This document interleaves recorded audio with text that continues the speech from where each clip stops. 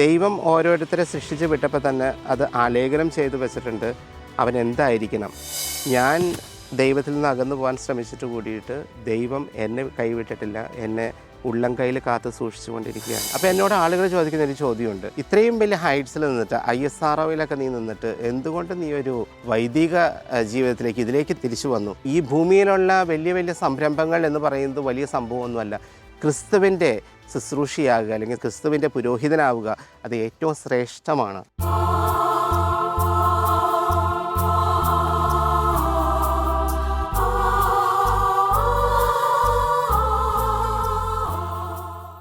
ഈശോ മിശിഹായ്ക്ക് സ്തുതിയായിരിക്കട്ടെ.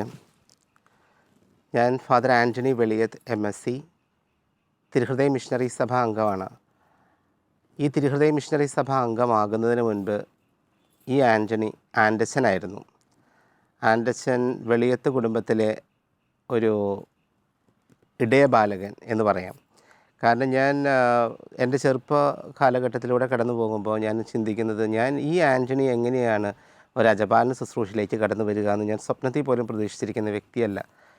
എൻ്റെ കുടുംബത്തിൽ അപ്പച്ചനെ ഞാൻ കണ്ടിട്ട് പോലുമില്ല. അപ്പച്ചൻ എന്നെ 8 മാസം അമ്മ പ്രഗ്നൻ്റ് ആയിരിക്കുമ്പോഴാണ് എൻ്റെ അപ്പച്ചൻ എന്നിൽ നിന്ന് വേർപിരിഞ്ഞു പോയത്. അതിൻ്റേതായിട്ടുള്ള ഒത്തിരിയേറെ ദുഃഖത്തിലാണ് ഞാൻ വളർന്നതൊക്കെ. ആ സമയത്തൊക്കെ എനിക്ക് ഒരു താങ്ങായിട്ട് തണലായിട്ട് ഞങ്ങളുടെ എല്ലാവരെയും, എനിക്കൊരു ചേച്ചി ഒരു ചേട്ടനുമാണ് ഉള്ളത്. ഞങ്ങളെ കുടുംബത്തിൻ്റേതായിട്ടുള്ള സാമ്പത്തിക ഭദ്രതയിലേക്കും അതുപോലെ പഠന മേഖലയിലേക്കും ഒക്കെ ഞങ്ങളെ വഴിതിരിച്ചു വിട്ടത് ഞങ്ങളുടെ പ്രിയപ്പെട്ട ആൻറ്റിമാരാണ്. അപ്പച്ചന് 2 സഹോദരിമാർ. Actually they are the sacrifice എന്ന് നമുക്ക് പറയാൻ പറ്റും. കാരണം അവർ ജീവിച്ചിരിക്കുന്ന ദൈവത്തിൻ്റെ പ്രതിച്ഛായയായിട്ടാണ് അന്നേ തൊട്ട് എനിക്ക് ഫീൽ ചെയ്തത്. കാരണം they are the first role models for my life. കാരണം മദർ തെരേസ പറഞ്ഞൊരു വാചകമാണ് ഞാനിപ്പോൾ ഇവിടെ ഓർമ്മിക്കുക. അതായത് നമ്മൾ സ്വയം കത്തി എരിയുമ്പോഴും മിശിഹായുടെ ഒരു പ്രകാശമായിട്ട് മാറുവാനായിട്ട് സാധിക്കണമെന്ന്.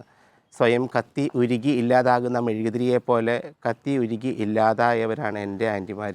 അപ്പോൾ ആ ഒരു ലൈഫ് കണ്ടാണ് ഞാൻ ആദ്യമേ തുടങ്ങി പഠിച്ചത്. എങ്കിലും ചെറുപ്പത്തിൻ്റേതായിട്ടുള്ള എല്ലാവിധ ഒരു ഇൻസ്പിരേഷൻസും കാര്യങ്ങളൊക്കെ എന്നിലുണ്ടായിരുന്നു. അപ്പോൾ അതുകൊണ്ട് വളരെ ചെറിയ കാലഘട്ടം തുടങ്ങി സിനിമ ലൈഫിനോട്, അതുപോലെ തന്നെ പാട്ട്, ഡാൻസ്, ഇതെല്ലാത്തിലും എനിക്ക് ഒത്തിരിയേറെ അവിഭാജ്യം ഉണ്ടായിരുന്നു. അതുകൊണ്ട് ഞാൻ അതിന് വേണ്ടിയിട്ട് ഒത്തിരിയേറെ ടൈം സ്പെൻഡ് ചെയ്തിരുന്നു. ചെറു കാലഘട്ടം തുടങ്ങി പാടാനായാലും സ്കൂളിലെ എല്ലാ ആക്ടിവിറ്റീസിനും ഞാൻ പങ്കെടുക്കുമായിരുന്നു. അന്നൊക്കെ പഠിക്കുക, വീട്ടിൽ 10-15 പശുക്കളോളം ഉണ്ട്. അപ്പോൾ അവറ്റകളെ ശുശ്രൂഷിക്കാനൊക്കെ ആയിട്ട് സമയം കണ്ടെത്തിയതിന് ശേഷമാണ് ഈ സിനിമയ്ക്കും ഡാൻസിനും ഒക്കെ വേണ്ടിയിട്ട് ഓടി നടക്കുന്നത്. എന്നിരുന്നാലും ഞാൻ വിത്തൗട്ട് എനി ഹെസിറ്റേഷൻ ഈ വക കാര്യങ്ങളിലേക്ക് ഞാൻ പോകുമായിരുന്നു. പള്ളി ആക്ടിവിറ്റീസുമായിട്ട് അത്ര വലിയ ഇൻട്രസ്റ്റിംഗ് ഒന്നും എനിക്കുണ്ടായിരുന്നില്ല. അല്ലെങ്കിൽ ഡിവോഷൻ ടു മദർ മേരി, ഇതൊന്നും എന്നിൽ നിക്ഷിപ്തമേ അല്ലായിരുന്നു. പക്ഷേ വീട്ടിലെല്ലാവരും പള്ളി പോകണം എന്ന് പറയുമ്പോൾ അവർക്ക് വേണ്ടിയിട്ട് ഞാൻ പോകുമായിരുന്നു. അല്ലാതെ ഞാനൊരിക്കലും ഒരു ചർച്ച് ഓറിയൻറ്റഡ് ആയിട്ടുള്ളൊരു പേഴ്സൺ ആയിരുന്നില്ല. പക്ഷേ പഠിക്കാനൊരു ആവറേജ്, നോട്ട് വെരി ഇൻ്റലിജൻറ്റ് എന്ന് നമുക്ക് പറയാൻ പറ്റില്ല, അങ്ങനെ ഒരു വ്യക്തിത്വം. പക്ഷേ എനിക്ക് ഇതുപോലുള്ള സിനിമ ഫീൽഡ് അതുപോലുള്ള കാര്യങ്ങളൊക്കെ ആയിരുന്നു എനിക്ക് കൂടുതൽ ഇൻട്രസ്റ്റിങ്. ഏതെങ്കിലും ഒരു സിനിമ കണ്ട് ഞാനതിനെക്കുറിച്ച് ഇങ്ങനെ പോണ്ടർ ഓവർ ചെയ്ത് അതുപോലെ ഇനാക്ട് ചെയ്ത് നോക്കുമായിരുന്നു മിററിൻ്റെ ഫ്രണ്ടിൽ വെച്ച്. അപ്പോഴും ദൈവികമായിട്ടുള്ള കാര്യങ്ങൾക്കൊന്നും ഞാൻ അങ്ങനെ അധികം പ്രസക്തി കൊടുത്തിരുന്നില്ല. പക്ഷേ ഞാൻ എന്തായി തീരുമെന്ന് കർത്താവ് നേരത്തെ എഴുതി വെച്ചിട്ടുണ്ട്. അതാണ് പിന്നീട് എനിക്ക് കാണാനായിട്ട് സാധിക്കുക.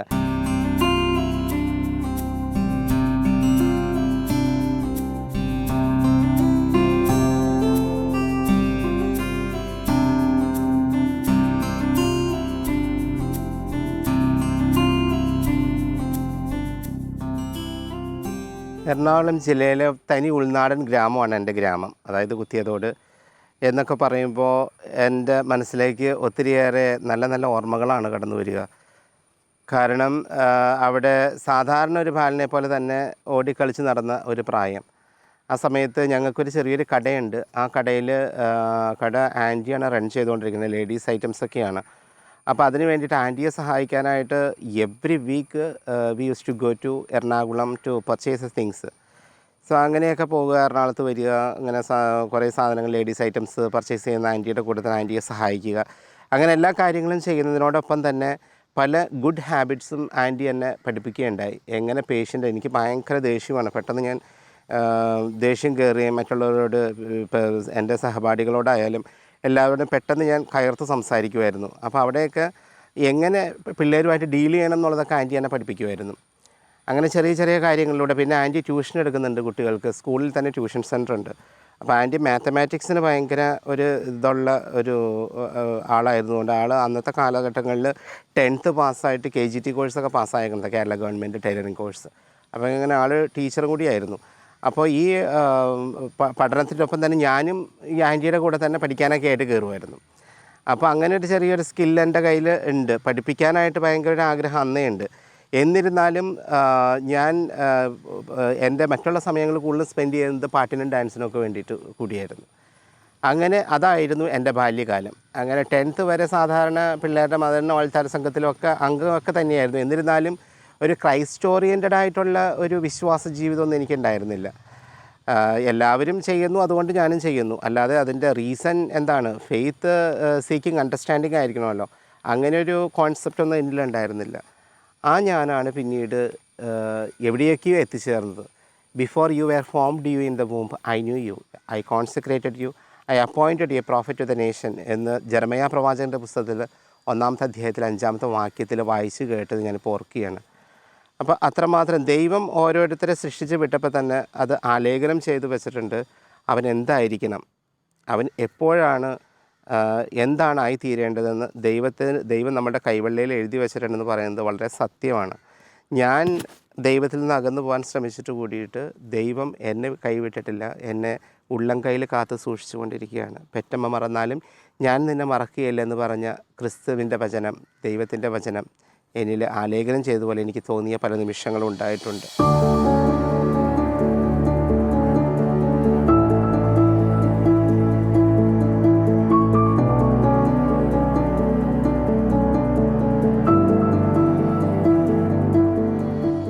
പത്താം ക്ലാസ് വരെ തട്ടിമുട്ടിയൊക്കെ അങ്ങ് പോയി.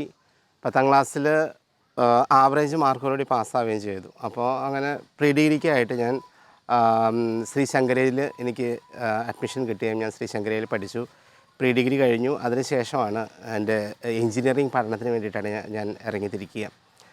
അങ്ങനെ മെക്കാനിക്കൽ എൻജിനീയറിംഗ് എടുത്തു. പക്ഷേ അതിന് നല്ല മാർക്കോടുകൂടി തന്നെ പാസ്സായി. 80% ഉണ്ടായിരുന്നു.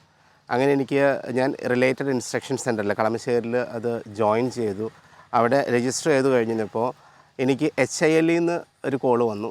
HIL ഹിന്ദുസ്ഥാൻ ഇൻസെക്ടിസൈഡ്സ് ലിമിറ്റഡ് എന്ന് പറഞ്ഞ കളമശ്ശേരി ഉദ്യോഗമണ്ഡൽ, അവിടെ നിന്ന് വന്നു. At the same time LPSC എന്ന് എന്നെ സെലക്ട് ചെയ്തു. LPSC liquid propulsion system centre ISROയുടെ തന്നെ ഒരു ബ്രാഞ്ചാണ്.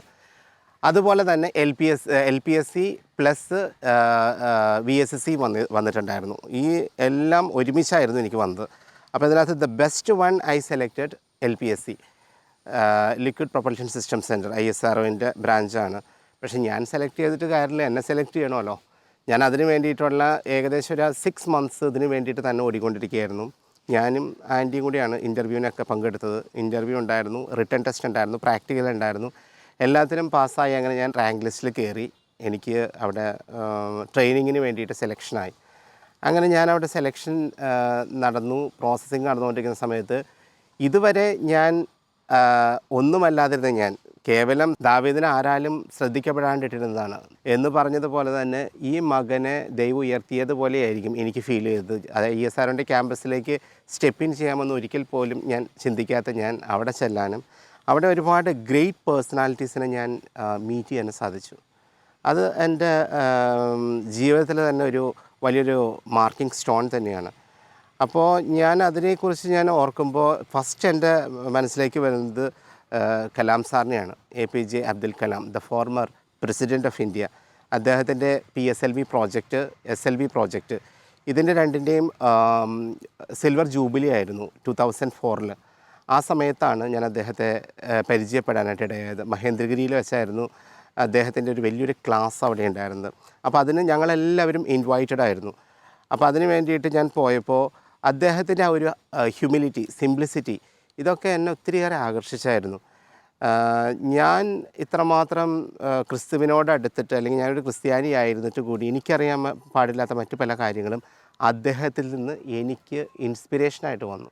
അതായത് for example starting it self അദ്ദേഹം സ്റ്റാർട്ട് ചെയ്ത അദ്ദേഹത്തിൻ്റെ ടോക്കിന് മുന്നേ അദ്ദേഹം സമാധാനത്തിലുള്ള പ്രാർത്ഥന, അതായത് നമുക്കെല്ലാവർക്കും അറിയാം ഫ്രാൻസിസ് ഓഫ് അസീസിയുടെ make me a channel of your peace എന്നുള്ള ഇംഗ്ലീഷ് പ്രെയർ, ആ പ്രാർത്ഥനയോട് കൂടിയാണ് അദ്ദേഹം അത് ആരംഭിച്ചത്.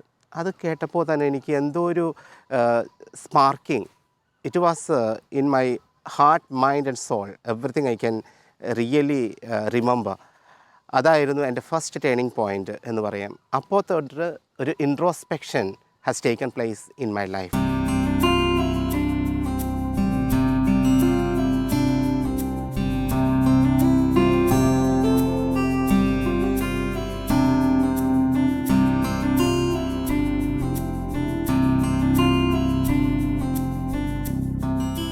കലാം സാറ് വളരെ വലിയൊരു ഇൻസ്പിറേഷനായിരുന്നു എന്നിലേക്ക് കുത്തി നിറച്ച് തന്നത്. അദ്ദേഹത്തിൻ്റെ വെറും ആ ഒരു പ്രാർത്ഥന മാത്രമല്ല, അദ്ദേഹത്തിൻ്റെ ആ പ്രാർത്ഥനയിൽ അധിഷ്ഠിതമായിട്ടുള്ള ജീവിതവും. അതായത് അതിനുശേഷമാണ് അദ്ദേഹം തനിക്ക് ഓഫർ ചെയ്ത ആ വലിയൊരു ചെയർ അദ്ദേഹം നിരാകരിച്ചുകൊണ്ട് വളരെ സിമ്പിളായിട്ടുള്ളൊരു പ്ലാസ്റ്റിക് ചെയർ, ഞങ്ങളൊക്കെ ഇരിക്കുന്ന മാതിരത്തെ ഒരു ചെയറിൽ കയറി അദ്ദേഹം ഇരിക്കുകയാണ്. അതിനുശേഷം ഓരോരുത്തരെയും ഞങ്ങൾ ഓരോ കാൻഡിഡേറ്റ്സിനെയും മീറ്റ് ചെയ്തിട്ട് ഞങ്ങളെ വിഷ് ചെയ്ത് ഞങ്ങൾക്ക് വേണ്ടി ഞങ്ങളുടെ തലയിൽ കൈവച്ച് അദ്ദേഹം ബ്ലെസ് ചെയ്യുകയും ചെയ്തു. അതൊരു വലിയൊരു ഇതായിട്ട് എനിക്ക് ഫീൽ ചെയ്തു, അദ്ദേഹത്തിൻ്റെ ആ ഒരു സിംപ്ലിസിറ്റി. അതുപോലെ തന്നെ അദ്ദേഹത്തിൻ്റെ ഓരോ വചനങ്ങളും ക്രൈസ്റ്റ് ഓറിയൻറ്റഡ് ആയിട്ട് എനിക്ക് തോന്നി. കാരണം ഒരു ക്രിസ്ത്യാനിയായിട്ട് ജനിക്കണം എന്നില്ല. Christ values, those who are following the precepts of the Christ, they are the real Christians, I can say. അപ്പോൾ നമ്മൾ മറ്റുള്ള മതങ്ങളെക്കുറിച്ച് തള്ളി പറയുമ്പോൾ ക്രൈസ്റ്റ് ഓറിയൻറ്റഡ് ആണോ, അല്ലെ അവരുടെ ജീവിതം എന്താണോ നമുക്ക് കാഴ്ചവെക്കുന്നത്, പരസ്പരം സ്നേഹിക്കാനും തന്നെ പൂർണ്ണമായിട്ടും പകുത്തു കൊടുക്കുവാനായിട്ട് കർത്താവ് കാണിച്ച ആ വലിയൊരു മാതൃക പിന്തുടരുന്നുണ്ട് എങ്കിൽ അവരെ നമുക്ക് അക്സെപ്റ്റ് ചെയ്യാം. അതായിരുന്നു എൻ്റെ ഫസ്റ്റ് ഇൻസ്പിറേഷൻ. അതിനുശേഷം പിന്നീട് ഞാൻ നമ്മുടെ നെടുമങ്ങാടുള്ള ഒരുപാട് ദേവാലയങ്ങളിൽ, അതായത് every Sunday mass I never bunk from the Sunday mass. അപ്പോൾ അതുകൊണ്ട് സൺഡേ മാസിന് ഞാൻ പങ്കെടുക്കുമായിരുന്നു. അങ്ങനെ സൺഡേ മാസിന് പോയിക്കൊണ്ടിരിക്കുമ്പോൾ ഒരച്ഛനെ ഞാൻ പരിചയപ്പെട്ടു, ഫാദർ പോൾ അടമ്പുകൾ അച്ഛൻ. അപ്പോൾ അങ്ങനെ ഫാദർ പോൾ അടമ്പുകൾ അച്ഛനാണ് പറയുന്നത്, ചിറ്റൂർ ധ്യാന കേന്ദ്രത്തിൽ എൻ്റെ ഒരു ധ്യാനമുണ്ട്, next year if you wish you can come and join എന്ന് പറഞ്ഞു. അപ്പം ഞാനിത് എൻ്റെ ടീച്ചറുമായിട്ട്, എൻ്റെ പ്രധാന അധ്യാപികയായിരുന്നു ആലീസ് എന്ന് പറഞ്ഞ ടീച്ചർ, ആ ആലീസ് ടീച്ചറുമായിട്ട് ഞാൻ എപ്പോഴും കോൺടാക്റ്റ് ഉണ്ട്. ആലീസ് ടീച്ചറോട് വിളിച്ചു ചോദിച്ചപ്പോൾ ആലീസ് ടീച്ചറാണ് എന്നെ ഇൻസിസ്റ്റ് ചെയ്തത്, you have to go for the retreat, God has some plan for you, അതാണ് നീ ഇത്രമാത്രം ചിന്തിക്കുന്നതെന്ന് പറഞ്ഞു. അപ്പോൾ എൻ്റെ വീട്ടിൽ ആർക്കും തന്നെ താല്പര്യമില്ല. ഞാൻ ഇവിടുത്തെ ട്രെയിനിങ് പീരീഡ് കഴിഞ്ഞ് ഞാൻ തിരിച്ചു വന്നുവെങ്കിലും എനിക്ക് ഇങ്ങനെ റിട്രീറ്റിന് പോകാനായിട്ട് കുഴപ്പമില്ല, പക്ഷേ ഒരിക്കലും അച്ഛനൊന്നാവുന്ന ഒരു സ്വപ്നത്തിൽ പോലും പ്രതീക്ഷിക്കുന്നില്ല. അങ്ങനെ ഞാൻ ചിറ്റൂർ ധ്യാന കേന്ദ്രത്തിലെ ഫാദർ പോൾ അടമ്പോൾ അച്ഛൻ്റെ ധ്യാനത്തിന് പോവുകയാണ്. അവിടെ വെച്ച് എൻ്റെ ടീച്ചറാണ് എന്നെ ഇൻസിസ്റ്റ് ചെയ്ത് വിട്ടത്. ഞാൻ അവിടെ ചെന്ന് ധ്യാനത്തിൽ പങ്കെടുത്തു. ആന്തരിക സൗഖ്യ ധ്യാനത്തിൻ്റെ സമയത്ത്, ആന്തരിക സൗഖ്യ പ്രാർത്ഥനയുടെ സമയത്ത് എനിക്കറിയില്ല, some force, some power I can say, that is the Holy Spirit I can call, that inspired me to go front to the main stage to proclaim that I am dedicating my whole life to the as a servant of God. അങ്ങനെയാണ് ഞാൻ ഒരു പ്രേക്ഷിതനാകാനായിട്ട് ഞാൻ അവിടെ വെച്ച് ജനങ്ങൾക്ക് മുമ്പാകെ ഞാൻ വിളിച്ചു പറയുക. അതിനുശേഷം അതൊരു മൊമെൻ്റായിരുന്നു. ആ മൊമെൻറ്റിൽ ഞാനത് വിളിച്ചു പറഞ്ഞു, എല്ലാവരും അപ്രീഷിയേറ്റ് ചെയ്ത് എല്ലാവരും കൈയടിച്ചു. ഞാൻ താഴേക്ക് ഇറങ്ങി വന്നു, അവിടെ ഇരുന്നു. അവിടെ ഇരുന്നതിന് ശേഷമാണ് ഞാൻ പിന്നീട് ചിന്തിക്കുക, ഞാൻ എന്താ പറഞ്ഞത്, എനിക്ക് പോലും അറിയില്ല ഞാൻ എന്താ പറഞ്ഞതെന്ന്. അതിനുശേഷം പിന്നീട് ഞാനതെൻ്റെ സ്പിരിച്വൽ ഗൈഡുമായിട്ട് പങ്കുവച്ചു. അപ്പോൾ സ്പിരിച്വൽ ഫാദർ എൻ്റെ അടുത്ത് പറഞ്ഞത്, you have to think again and you have to talk with your parents and friends and your near and dear ones, അങ്ങനെ പറഞ്ഞു. അതിനുശേഷം പിന്നെ ഒരു 6 മാസത്തോളം എനിക്കതിന് വേണ്ടിയിട്ട് ആ ഒരു പ്രിപ്പറേഷന് വേണ്ടി വന്നു.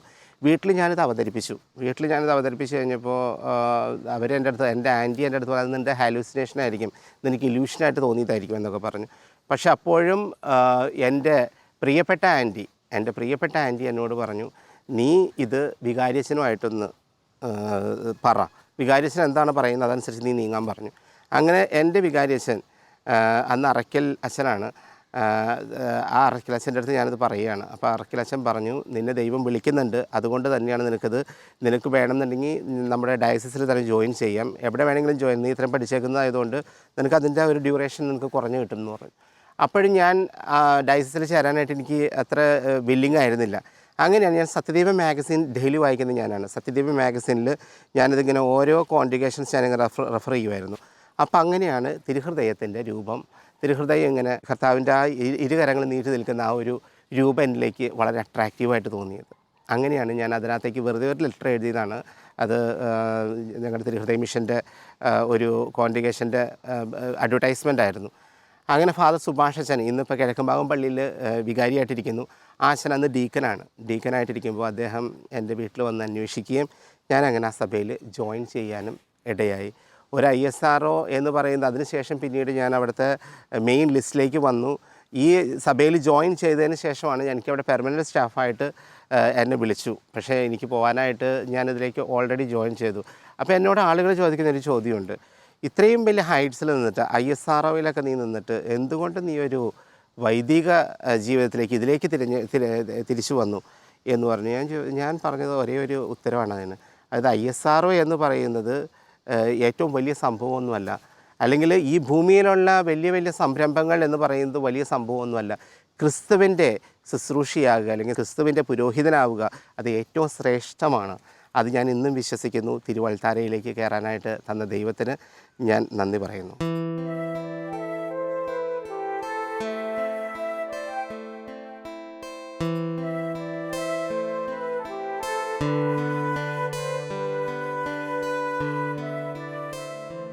എൻ്റെ കുറവുകളെ നിറവുകളാക്കി തന്ന നല്ല ദൈവത്തിന് നന്ദി. കാരണം എന്നിലേക്ക് തന്നെ ഞാൻ തിരിഞ്ഞു നോക്കിയപ്പോൾ എനിക്ക് മനസ്സിലായത്, നമ്മൾ ഈ ഭൂമിയിൽ ജീവിച്ച് മരിക്കേണ്ടവരാണോ? ഒരിക്കലും ജീവിച്ചിരിക്കുന്ന ദൈവത്തിന് മരിച്ചവരുമായിട്ട് ബന്ധമുണ്ടോ? ഇതൊക്കെയായിരുന്നു എൻ്റെ ക്വസ്റ്റ്യൻ. എൻ്റെ തിയോളജി ഫിലോസഫി തീസീസ് പോലും സോളിനെ കുറിച്ച്, ആത്മാവിനെ കുറിച്ചാണ്. ഈ ഭൂമിയിൽ നമ്മളെല്ലാവരും ജീവിക്കുന്നുണ്ട്. വെറും ഒരു എൻറ്റിറ്റി ആയിട്ട് ജീവിച്ചിട്ട് യാതൊരു കാര്യവുമില്ല. അപ്പോൾ അതുകൊണ്ട് something special, we are all something special of a special gift of a God. ഞങ്ങൾ രൊവീഷ്യയിലായിരിക്കുമ്പോൾ ഞങ്ങളുടെ ഫാദർ ജോൺ, അദ്ദേഹം ഒരു സംഗീതജ്ഞനാണ്. അദ്ദേഹം ഒരു പാട്ട് ഞങ്ങളെ പഠിപ്പിച്ചു, you are precious to me. അതായത് എല്ലാവരാലും തിരസ്കരിക്കപ്പെട്ട് എല്ലാവരാലും തഴയപ്പെട്ട് കിടന്നിരുന്ന ആളുകളെയാണ് ദൈവം എപ്പോഴും ദൈവത്തിൻ്റെ പ്രേക്ഷിതരായിട്ട് വിളിച്ചിരിക്കുന്ന ചരിത്രം. അപ്പോൾ അതുപോലെ നമുക്ക് സ്നേഹമില്ല, നമുക്ക് സ്നേഹം കിട്ടുന്നില്ല എന്ന് നമ്മൾ വിചാരിക്കുമ്പോൾ അവിടെ നിത്യ സ്നേഹത്തിന് അർഹമായ ഒന്ന് നമ്മുടെ ഹൃദയത്തിൻ്റെ ഉള്ളിൽ ദൈവം നിക്ഷേപിച്ചിട്ടുണ്ട്. മറ്റുള്ളവർക്ക് നമ്മൾ സ്നേഹം പകർന്നു കൊടുക്കണം എന്നുള്ളത്. അതിനു വേണ്ടിയിട്ടാണെന്ന് ദൈവം നമ്മളെ സൃഷ്ടിച്ചിരിക്കുക. അതുകൊണ്ട് എന്നാലാകുന്നത് എന്തെങ്കിലും നമ്മുടെ സഭയ്ക്ക് വേണ്ടിയിട്ട് നമ്മുടെ ഭൂമിയിൽ ചെയ്യണം എന്നൊരു ചെറിയൊരു താല്പര്യം എന്നിൽ ഉടലെടുക്കാൻ തുടങ്ങി. അതുകൊണ്ടൊക്കെ തന്നെയാണ് ഞാനൊരു പുരോഹിതനാവാനായിട്ട് ആഗ്രഹിച്ചത്. പുരോഹിത ശുശ്രൂഷ എന്ന് പറയുന്നത് വലിയ സംഭവമാണ്. ആദ്യം സ്റ്റാർട്ടിങ്ങിൽ ഞാൻ ചെറുപ്പകാലഘട്ടങ്ങളിൽ തുടങ്ങി എനിക്ക് പാട്ടിനോട് ഭയങ്കര കമ്പമാണെന്ന് ഞാൻ പറഞ്ഞു. ആ പാട്ട് എന്നിൽ ഭയങ്കര ഇൻസ്പിറേഷൻ ഉണ്ടാക്കിയിട്ടുണ്ട്. അറ്റ് ദ സെയിം ടൈം മറ്റുള്ളവർക്ക് വേണ്ടിയിട്ട് നമ്മെ തന്നെ വിട്ടുകൊടുക്കണം, സ്വയം ചെറുതാവണം എന്നുള്ളത് പഠിച്ചത് ഫോർമേഷൻ്റെ ആ ഒരു കാലഘട്ടത്തിലാണ്. ഫോർമേഷനിൽ നിങ്ങൾക്ക് എല്ലാവർക്കും അറിയാം, ഞാനും എൻ്റെ ഫോർമീസുമായിട്ട് ഒത്തിരിയേറെ ഡിഫറൻസ് ഉണ്ട്. അവർ ശരിക്കും പറഞ്ഞു കഴിഞ്ഞാൽ എന്നേക്കാളും 5 വയസ്സിന് ഇളയതാണ്.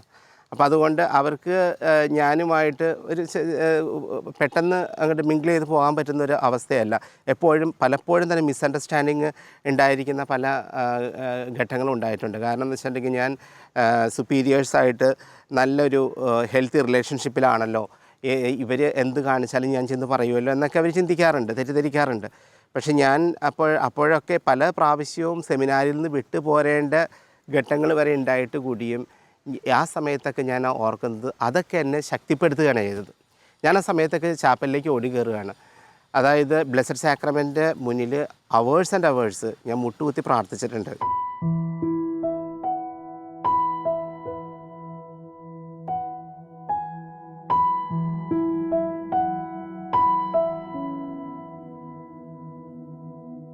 മറ്റുള്ളവർ കുറ്റപ്പെടുത്തുമ്പോൾ പലപ്പോഴും ഉള്ളിൽ ചോദ്യങ്ങൾ ഉയർന്നിട്ടുണ്ട്. ഞാൻ എന്തിനു വേണ്ടിയിട്ടാണ് ഇറങ്ങിത്തിരിച്ചത്? എന്താണ് എൻ്റെ മനസ്സിൽ ഇതുപോലെ തോന്നുന്നത്? ഞാൻ ഇതിൽ നിന്ന് പിന്തിരിയാനായിട്ട് സഭയിൽ നിന്ന് തിരിച്ചു പോരേണ്ട ഒരു വ്യക്തിയാണോ എന്നൊക്കെ ഞാൻ പലപ്പോഴും ചിന്തിച്ചിട്ടുണ്ട്. അവിടെയൊക്കെ എന്നെ ശക്തിപ്പെടുത്തുന്നത് 3 ആണികളിൽ തൂങ്ങി നിൽക്കുന്ന ക്രൂശിതൻ്റെ രൂപമായിരുന്നു. ആ ക്രൂശിതൻ്റെ രൂപത്തിലേക്ക് നോക്കുമ്പോൾ എന്താ എന്നിലേക്ക് സംഭവിക്കുന്നത് ഞാൻ ഇപ്പോൾ തന്നെ ആലോചിക്കുകയാണ്. കാരണം എന്ന് വെച്ചിട്ടുണ്ടെങ്കിൽ ഒരു പരിശുദ്ധാത്മാവിൻ്റെ നിറവ് നമ്മിലേക്ക് നാം അറിയാതെ വന്നു ചേരുന്നതായിട്ട് എനിക്ക് ഫീൽ ചെയ്തിട്ടുണ്ട്.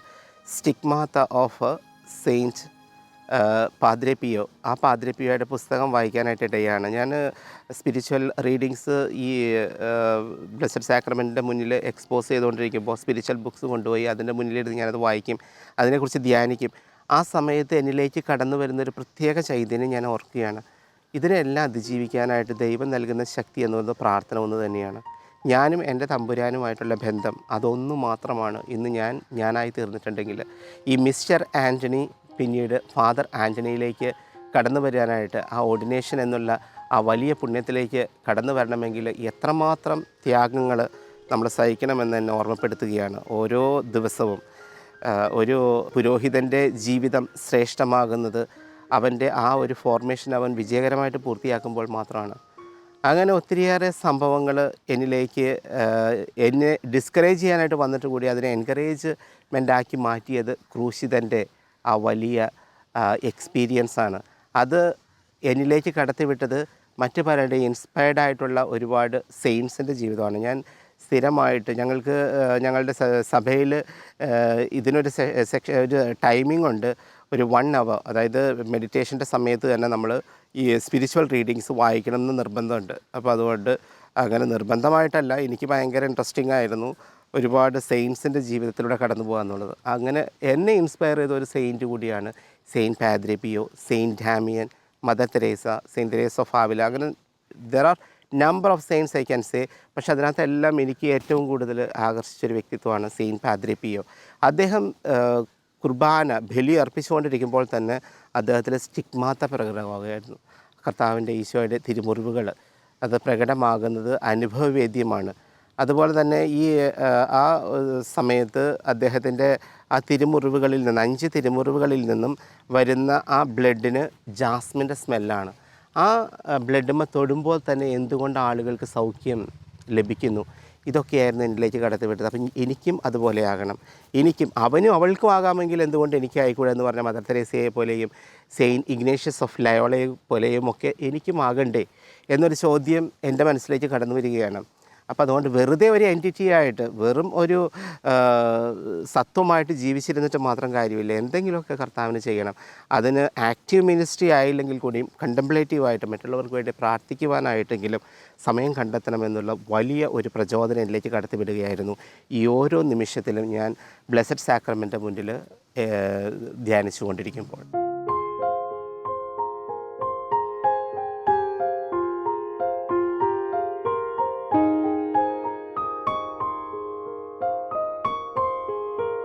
ജെറമയ പ്രവാചകൻ്റെ പുസ്തകത്തിൽ 1-ാമത്തെ അധ്യായത്തിൽ 5-ാമത്തെ വാക്യം, before you were formed you in the womb I knew you, I consecrated you, I appointed a prophet to the nation, still it was within me that was in my experience. Because ദൈവത്തിന് എന്നെക്കുറിച്ചൊരു പദ്ധതിയും പ്ലാനും ഉണ്ട്. ഞാൻ എൻ്റെ മാതാവിൻ്റെ ഉദരത്തിൽ ഉരുവാകുന്നതിന് മുൻപേ, ഞാനിതിന് മുൻപ് പറഞ്ഞിരുന്നു നിങ്ങളോട്, ഞാൻ എൻ്റെ പപ്പയെ കണ്ടിട്ടില്ല എന്ന്. പപ്പയെ കാണുവാനായിട്ട് ഞാൻ വെറും ഫോട്ടോയിൽ മാത്രമാണ് അപ്പച്ചനെ കണ്ടിരിക്കുന്നത്. അപ്പോൾ അതിൻ്റേതായിട്ടുള്ള കുറവുകളുടെ അപ്പച്ചന് ഇല്ലാതെ വളരുമ്പോൾ നമ്മൾ അഭിമുഖീകരിക്കുന്ന ഒരുപാട് പ്രശ്നങ്ങളുണ്ട്.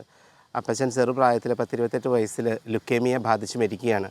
അതിനുശേഷം എൻ്റെ അമ്മയും അതുപോലെ തന്നെ ആൻറ്റിമാരും ഒത്തിരി കഷ്ടപ്പെട്ടാണ് എന്നെ വളർത്തുക. അപ്പോൾ അവർക്കും ഇത്രയും എന്നെ ബിടെക്കൊക്കെ വരെ പഠിപ്പിച്ചു, ഒരു ജോലിയിലെത്തി സാമ്പത്തിക ഭദ്രത പ്രദാനം ചെയ്യാനൊക്കെയാണ് അവർ ആഗ്രഹിക്കുക. പക്ഷേ എന്നിലേക്ക് വന്ന ഈ ഒരു ഇൻസ്പിരേഷൻ, ഞാൻ വൈദിക ജീവിതത്തിലേക്ക് കടന്നു വന്നപ്പോൾ അത് എല്ലാത്തിലും സമ്പന്നമാണ്, അത് വലുതാണ് എന്ന് എൻ്റെ ആൻറ്റിയാണ് എന്നെ പഠിപ്പിച്ചത്. എനിക്ക് എന്തെങ്കിലും ചെറിയൊരു പോരായ്മ ഉണ്ടാകുമ്പോൾ എന്നെ ശക്തിപ്പെടുത്തിയത് എൻ്റെ ആൻറ്റി തന്നെയാണ്. എൻ്റെ ആൻറ്റി എന്നോട് പറയുമായിരുന്നു, ഒരു വൈദികനാകാൻ, ഒരു പുരോഹിതനാകാനായിട്ട് വിളിക്കുക അല്ലെങ്കിൽ വിളിക്കപ്പെടുക, അതിനു വേണ്ടിയിട്ട് ജീവിതം ഹോമിക്കുക, അത് ഹോമമല്ല, അത് പൂർണ്ണമായിട്ടും കർത്താവിൻ്റെ സമ്പന്നതയിൽ അംഗമാകുവാനായിട്ട് വിളിക്കപ്പെട്ടവരാണെന്ന്. അത് തീർച്ചയായിട്ടും എന്നിൽ അന്വർത്ഥമാകുന്നത് പോലെ എനിക്ക് പലപ്പോഴും ഫീൽ ചെയ്തിട്ടുണ്ട്. ഈ വൈദിക ജീവിതത്തിലേക്ക്, അതായത് എൻ്റെ ഈ ഒരു കാലഘട്ടം, ഹ്രസ്വമായിട്ടുള്ള കാലഘട്ടം, അത് ഒരു 12 to 13 years, it's a very big life, very big duration of life എന്ന് ഞാൻ ഒരിക്കലും പറയില്ല. അത് വളരെ ചെറിയൊരു കാലഘട്ടമാണ്. ക്രിസ്തുവിനെ അറിയുവാനായിട്ട് ഫോർമേഷനിൽ ഭാഗമാകുമ്പോൾ ഞാൻ എന്നെ തന്നെ ഒരു ഡിസിപ്ലിനായിട്ട് വളർത്തിക്കൊണ്ടുവരികയായിരുന്നു.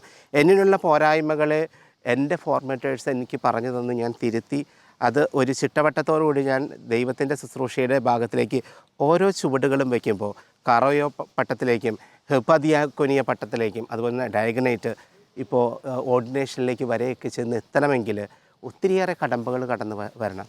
ആ കടമ്പകൾ എന്നിലേക്ക് കുത്തി നിറച്ചത് ഞാൻ ഒരാൾ വിചാരിച്ചതുകൊണ്ട് മാത്രമല്ല, എൻ്റെ ഇൻസ്പയറിംഗ് ആയിട്ടുള്ള എൻ്റെ ആൻറ്റി ഞാൻ എന്നും വെക്കേഷന് പോകുമ്പോൾ ആൻറ്റി എന്നെ മോട്ടിവേറ്റ് ചെയ്ത് വിടും. അമ്മയേക്കാൾ കൂടുതൽ അമ്മ എന്നോട് തിരിച്ചു വരാനാണ് പറയാറ്. മോനെ നീ തിരിച്ചു വന്നു, നിനക്ക് അവിടെ പ്രശ്നങ്ങളുണ്ടെങ്കിൽ നീ ഇങ്ങോട്ടേക്ക് വരാൻ പറയുമ്പോഴേ എൻ്റെ ആൻറ്റി, എൻ്റെ അപ്പച്ചൻ്റെ സഹോദരി, അവരെന്നെപ്പോഴും മോട്ടിവേറ്റ് ചെയ്യും. No, you have to be the priest, you have to serve the people. അതാണ് നിന്നിലെ കോള്. നിൻ്റെ കോള് നീ തിരിച്ചറിഞ്ഞ് നീ ദൈവത്തിന് വേണ്ടിയിട്ട് നിന്നെ തന്നെ പൂർണ്ണമായിട്ട് ഒരുക്കുക എന്ന്.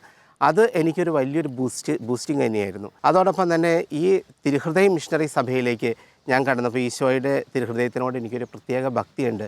ചെറുപ്പ കാലഘട്ടങ്ങളിലേ തുടങ്ങി ആൻറ്റിയുടെ കൂടെ നമ്മുടെ ഞാറക്കയിലുള്ള ഒരു തീർത്ഥാടന കേന്ദ്രമുണ്ട്. തിരുഹൃദയത്തിന് നൊവേനയുള്ള ഒരു ലാറ്റിൻ പള്ളിയാണ്. അവിടെ എല്ലാ വെള്ളിയാഴ്ച ദിവസങ്ങളിലും ഞങ്ങൾ പോയി പ്രാർത്ഥിക്കാറുണ്ട്. അപ്പോൾ ആ ഒരു ഡിവോഷനിൽ ഉറഞ്ഞു കിടക്കുന്നതുകൊണ്ടായിരിക്കണം ഞാൻ ഈ സത്യദൈവത്തിൽ ഈശോയുടെ തിരുഹൃദയത്തിൻ്റെ ഇത് കണ്ടപ്പോൾ എന്നെ അതിലേക്ക് അട്രാക്റ്റ് ചെയ്തത്. ആ തിരുഹൃദയത്തിനുള്ള ഡിവോഷൻ, പിന്നെ മാർഗരറ്റ് ഓഫ് മേരി അലക്കൊക്കിനെ കുറിച്ച് വായിക്കുകയും പിന്നെ തിരുഹൃദയത്തിൻ്റെ ആ ഒരു പ്രത്യേക ഭക്തിയിലേക്ക് കടന്നു വരികയും ചെയ്തു. അതുകൊണ്ട് ഈശോയുടെ തിരുഹൃദയം നമ്മിലേക്ക് എന്താണ് കടത്തിവിടുക, അതാണ് ഞങ്ങളുടെ സഭയിലെ തന്നെ വലിയൊരു motto. May the sacred heart of Jesus be loved everywhere.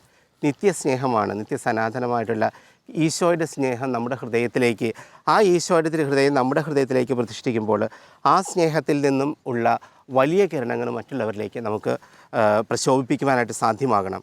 അതായിരിക്കണം എൻ്റെ ഒരു വലിയൊരു ആശ, മറ്റുള്ളവരിലേക്ക് കടത്തിവിടാനുള്ള വലിയൊരു മോട്ടോ എന്ന് പറയുന്നത്. അതുകൊണ്ട് തീർച്ചയായിട്ടും ഈശോയുടെ തിരുഹൃദയം മറ്റുള്ളവരിലേക്ക് എത്തിച്ചേരുവാനുള്ള ഒരു ചാലകശക്തിയായിട്ട് മാറുവാനായിട്ട് എൻ്റെ ഈ ദൈവവിളി ഉപകരിക്കുമാറാകട്ടെ എന്ന് ഞാൻ പ്രാർത്ഥിക്കുകയാണ്. നിങ്ങളെല്ലാവരും എനിക്ക് വേണ്ടിയിട്ട് പ്രാർത്ഥിക്കുക. അതോടൊപ്പം തന്നെ ഈശോയുടെ തിരുഹൃദയത്തിൻ്റെ സന്യാസ സമൂഹത്തിലൊരു അംഗമായതിന് ഞാൻ നന്ദി പറയുകയാണ്. ഞാൻ ഇപ്പോൾ ഇവിടെ എല്ലാവരോടുമായിട്ട് പറയുന്നത്, ഈശോയുടെ പുരോഹിതനാവാനായിട്ട് നമുക്ക് സാധിക്കുക എന്നുള്ളത് ഒരു നിസ്സാര കാര്യമല്ല. അതെല്ലാവർക്കും സാധിക്കുന്ന ഒന്നല്ല. വിളിക്കപ്പെട്ടവർ ഒത്തിരി പേരുണ്ട്, പക്ഷേ തിരഞ്ഞെടുക്കപ്പെട്ടവർ വളരെ ചുരുക്കമാണെന്ന് ഓർക്കുക. അപ്പോൾ അതുകൊണ്ട് നമ്മളെല്ലാവരും ആ ദൈവവിളിയിൽ അധിഷ്ഠിതമായിട്ടുള്ള ജീവിതം നയിച്ചുകൊണ്ട് നമ്മൾ മുന്നേറുവാനായിട്ട് ഈശോയോട് പ്രാർത്ഥിക്കാം. യേശുവേ, നിന്നെ എൻ്റെ നാഥനായി സ്വീകരിക്കുന്നു ഞാനിതാ. ജീവിതത്തിൻ്റെ കർത്താവായി അങ്ങേ ഏറ്റുചൊല്ലുന്നു ഞാൻ മുതാ. യേശുവേ, നിന്നെ എൻ്റെ നാഥനായി സ്വീകരിക്കുന്നു